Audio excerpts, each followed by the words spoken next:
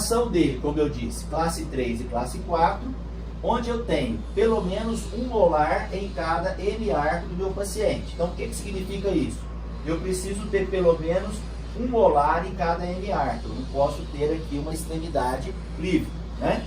E ele é também indicado quando eu tenho um tórus palatino volumoso, pelo contorno que ele faz na região do meu palato, né? Ele não teria nenhum tipo de interferência na região desse tórus palatino. A contraindicação dele é quando eu tenho necessidade de grande suporte, né? Quando eu tenho grandes espaços protéticos, e extremidade livre, por exemplo, ele é totalmente contraindicado sua utilização. E, finalmente, o conector palatino completo, né? Ou cobertura total do palato também, segundo alguns autores, né? Esse conector palatino completo, ou placa palatina, ou cobertura total do palato, depende muito aí da literatura que você está consultando, ele é um que tem o maior suporte para nós. Porque ele utiliza a região do palato também como suporte da nossa prótese. Ele é delgado, ele tem um pequeno alívio ali também na região das rugosidades palatinas. E eu posso ter esse conector com opção de utilizá-lo somente com metal e resina. Então ele vai praticamente cobrir toda a região minha do palato. Ele é indicado quando eu tenho necessidade de grandes suportes e quando eu tenho extremidade livre com dentes remanescentes poucos, né? Ou com poucos dentes remanescentes. E quando os pilares estão pouco implantados ou com algum problema de implantação, uma reabsorção óssea, um comprometimento periodontal desses pilares, né? Por que ele é indicado nessa situação? Poucos pilares ou pilares com pouca implantação. Porque eu vou utilizar o suporte, grande parte desse suporte será a área desdentada do nosso paciente. Será a área de fibromucosa, tecido ósseo e rebordo alveolar. Mais ou menos como a gente faz na prótese total. Então ele vai ter uma cobertura da região desdentada total, transmitindo força para essa região e sendo essa região utilizada como suporte. Então eu tenho uma divisão do suporte, dente e tecido ósseo, mais efetivamente, digamos assim, né? Esse, como a gente disse, aqui eu tenho uma figura mostrando ele todo metálico, e aqui eu tenho uma figura mostrando ele parte metálico e uma parte em resina termopolimerizável, né? Resina acrílica termopolimerizável. Obviamente que ele em resina acrílica se assemelha a uma prótese total, fica mais delicado e mais leve para o nosso paciente. Já ele em todo metal, ele traz até um certo desconforto para o nosso paciente, né? A contraindicação dele, ou a dificuldade de utilização, é quando você tem aqui a presença de um tórus, mais uma vez, muito volumoso, que você não pode fazer a remoção desse tórus, né? Critério para seleção desses conectores, então. Tá lá, eu tenho 4 conectores. Como que nós vamos selecionar esses conectores? Nós temos que analisar a necessidade de suporte, ou seja, se eu tenho muitos dentes, ou se eu tenho dente e vou ter que ter suporte ósseo também, se eu tenho a presença do tórus palatino ou não, se eu estou substituindo dentes anteriores, eu tenho a indicação de um determinado conector, se a fonética pode comprometer a utilização ou a indicação de um desses conectores, atrapalhando o meu paciente nessa fala, e a atitude do paciente, né? Saber se esse paciente é um paciente colaborativo conosco para que eu possa indicar um conector adequado. É importante dizer para vocês que o conector deve ser indicado de acordo com o arco que nós estamos trabalhando.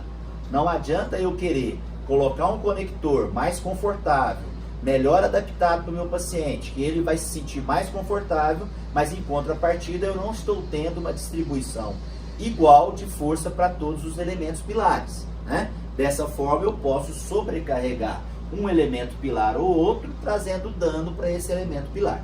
Então, a grande importância é vocês definirem qual é o melhor tipo de conector e não deixar exclusivamente na mão do seu paciente para essa seleção. Agora nós falamos anteriormente sobre os conectores maiores do arco superior, né? Maxilares. Vamos relembrar só, nós temos 4 indicações, né? Barra palatina, barra antero-posterior, barra em forma de U ou ferradura e cobertura total do palato. Agora nós vamos falar com vocês dos mandibulares, né? Opa, desculpa. Dos mandibulares agora. Os mandibulares nós vamos ter 3 tipos de conectores, na verdade, tá?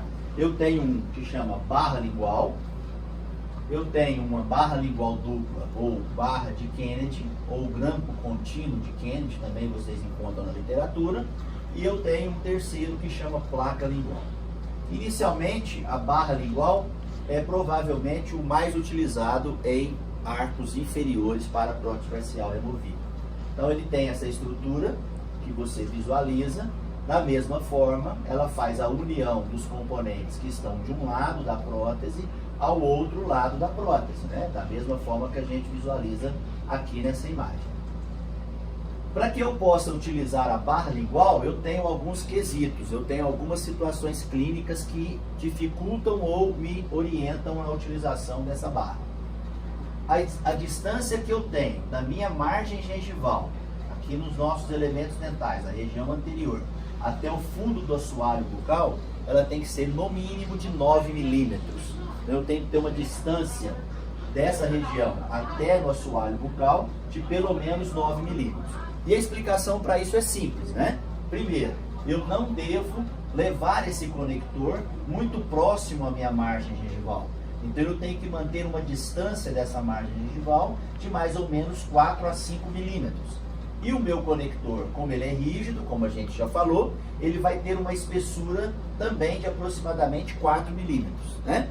4 milímetros do conector, com mais 4 milímetros de distanciamento da minha margem gengival ao início do conector e mais uma distância mínima de 1 a 2 milímetros do fundo do assoalho bucal. Essa distância para a indicação desse conector, ela tem que ser pelo menos então de 9 a 10 milímetros. Então você precisa inicialmente de um bom modelo de trabalho, você precisa medir essa distância da margem gengival até o fundo do assoalho bucal no seu modelo de trabalho, para que no momento do seu delineamento e do seu desenho, você consiga então definir qual será o conector maior e inferior que você vai utilizar, correto? Se eu não tiver essa distância, vocês vão ver que nós iremos utilizar outro tipo de conector, ok? Então, como eu falei, a indicação dele, eu tenho que ter uma altura suficiente entre o assoalho bucal e a margem gengival de pelo menos 9 a 10 milímetros, né? E quando eu não tenho a necessidade de retenção direta, que nós não ainda explicamos para vocês o que é uma retenção direta. Nós vamos explicar na próxima aula, porque nós vamos falar de biomecânica da prótese parcial removível. Mas quando eu preciso da retenção indireta, esse conector aqui vai ser substituído pela barra de Kennedy, ok? E a contraindicação, quando a distância entre o assoalho bucal e a margem gengival for menor do que os 9 a 10 milímetros. Então, como eu disse, ele é um conector mais utilizado em prótese parcial removível, e a única limitação que ele tem é essa distância que eu tenho da margem gengival ao assoalho bucal. Quando essa distância for de 9 a 10 milímetros, ele é a opção. Quando for menor, aí nós temos outra opção. O segundo conector inferior é a barra lingual dupla ou barra de Kennedy, ou ainda conhecido como grampo contínuo de Kennedy, certo? Esse conector ele se assemelha também ao meu grampo, à minha barra lingual. Entretanto, ela tem uma parte superior aqui na região do terço médio dos meus elementos dentais, na região do símbolo desses elementos dentais, que é como se fosse um grampo contínuo ou apoios localizados nessa região. Esses apoios nessas regiões é o que vai promover para a nossa prótese uma retenção indireta. Já vou adiantar para vocês que essa retenção indireta, ela vai ser necessária quando eu tenho prótese de extremidades livres bilateral. Normalmente, nesse tipo de prótese, é que nós indicamos a utilização desse grampo contínuo de Kennedy aqui, ou dessa barra lingual dupla, né? Então, a programação dela é a mesma, entretanto, ela tem essa barra contínua de Kennedy, diferentemente da barra lingual somente. Então, a indicação dela, necessidade de retenção indireta, e proporciona uma maior estabilidade e distribuição de forças na prótese por utilizar esse grampo contínuo de Kennedy aqui. Ela pode ser contínua ou descontínua, quando o meu paciente tiver, por exemplo, diastemas, você não vai cruzar os dentes anteriores dele aqui com a presença de um diastema continuando com a barra, né? E a outra contraindicação, um apinhamento severo de dentes, que vai contraindicar a colocação dessa barra contínua ou esse grampo contínuo de Kennedy aí, né? Porque com apinhamento você não consegue o contorno adequado da barra aos dentes. Aqui, como eu disse, ó, ela é utilizada quando eu tenho nessa região anterior a necessidade de trabalhar com a retenção indireta. A retenção indireta, como eu adiantei, ela vai ser necessária em próteses de classe 1, extremidade livre bilateral, eliminando a formação do fulcro nessa região anterior aqui. Então, essa prótese é indicada, esse tipo, de conector é indicado nessa situação clínica. Mas isso aqui nós iremos explicar para vocês, como eu disse, na próxima aula, a hora que a gente estiver falando de biomecânica da prótese. E para finalizar, o terceiro conector que eu tenho é a placa lingual. A placa lingual, ela vai recobrir para nós parte da gengiva marginal, terço cervical e terço médio do dente. E a porção inferior dessa placa lingual, ela vai terminar deixando 2 milímetros de distância até no fundo do sulco lingual, ou do assoalho bucal. Ela tem uma certa contraindicação em função da falta de estímulo fisiológico que essa gengiva marginal vai sofrer por ela estar cobrindo toda essa região da margem gengival, né? Que dificulta também a autolimpeza que a língua faz para nós nessa região.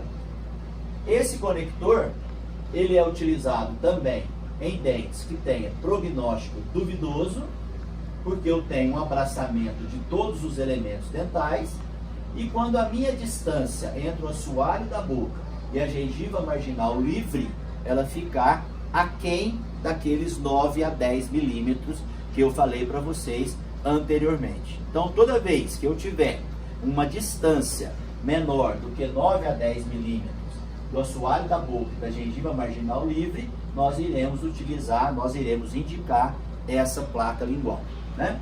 E uma dificuldade também de indicação quando o meu paciente não é colaborativo, né, com a sua higienização. Por quê? Essa placa, ela vai reter aqui uma placa bacteriana, né? Uma placa que pode trazer inflamações e prejudicar os nossos elementos de suporte naquela região. Mas, obviamente, todo paciente nós vamos acompanhar para que ele seja colaborativo em relação à sua higienização. Então, como eu falei, nós vamos medir a distância, ou eu posso medir no modelo de trabalho, e eu vou verificar se eu tenho a distância da margem gengival até o fundo do assoalho bucal maior do que 9 a 10 milímetros, de 9 a 10 milímetros no mínimo, né? Se essa distância for menor do que 9 milímetros, aí eu vou indicar a nossa placa lingual. E por que eu indico essa placa lingual? Porque ela vai começar no terço médio dos elementos dentais e ela vai se estender até o limite máximo que eu conseguir, deixando 2 milímetros nessa região aqui até o assoalho bucal. Então, o tamanho dela, o comprimento dela, a largura dela, vai depender do espaço que eu tenho. Se eu tiver aqui, nesse espaço, vamos imaginar que eu tenha 8 milímetros. Então, eu não consigo trabalhar com a barra lingual, Luiz Henrique. Tenho 8. Eu vou ter que descontar 2 aqui do assoalho bucal e do símbolo até lá, então eu vou ter um conector que tenha 6 milímetros de largura. Quanto mais larga ela for, melhor para a sua distribuição de força de maneira igual para todos os dentes. Ok? Então, critério para eu selecionar os conectores maiores mandibulares. Primeiramente, a gente vai analisar o espaço que eu tenho, né? Como eu já falei. Qual é o espaço que eu tenho lá? Segundo, se eu preciso de retenção indireta, no caso das próteses de extremidade livre bilateral. A condição anatômica, como eu falei, que são os espaços. Se o meu paciente prima por uma estética, eu vou tentar diminuir um pouco a presença desse conector maior superior e, obviamente, vou ouvir o meu paciente. Mais uma vez, lembrando que quem define o que é melhor para o tratamento do paciente somos nós. Eu posso ouvi-lo, mas eu tenho que mostrar para ele qual é o tipo de conector que é melhor. Então, basicamente, no conector mandibular, o que mais determina é a consideração anatômica referente ao espaço que eu tenho e a necessidade ou não de retenção indireta no caso das próteses de extremidade livre bilateral. Em relação ao relacionamento desses conectores com a nossa fibromucosa, né? Todos sabemos que a fibromucosa maxilar, ela é uma fibromucosa bem aderida no osso, né? Ela é uma fibromucosa firme, extremamente aderida no osso.